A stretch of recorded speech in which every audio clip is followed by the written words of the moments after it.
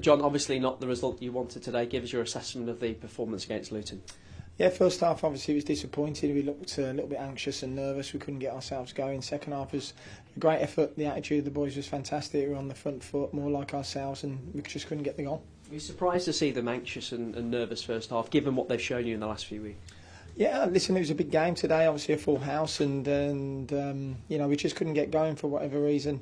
Luton set up very well, made it very difficult for us, and we couldn't adapt to that. Second half we did, and we just couldn't get the goal. Yeah, kept going second half. Does that encourage you going into the final 3 games? Of course it does. You know, today was an opportunity that we couldn't take. We've got another opportunity now on Monday. We'll prepare properly and see where that takes us. But the most important thing is that you know, we showed that fighting spirit today, and I think we've shown that since I've been at the football club, and we keep going. And on another day we could have easily scored 2 or 3 goals that second half. So it's not all doom and gloom. Of course we wanted a really positive result, but you know, we're still doing the right things, and there's 3 huge games coming up.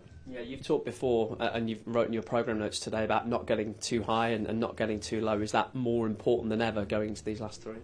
Absolutely, of course it is. You know, the Championship's relentless, and today we couldn't get the points that we wanted, of course, but the attitude was great, and the effort was there for all to see. So we're doing the right things.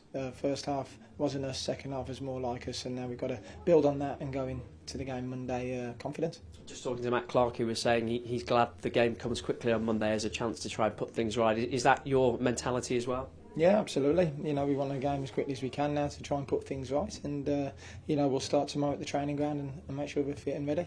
A couple of injuries to mention, unfortunately. Nathaniel Mendez-Lang firstly went off first half. Is there any immediate update on him?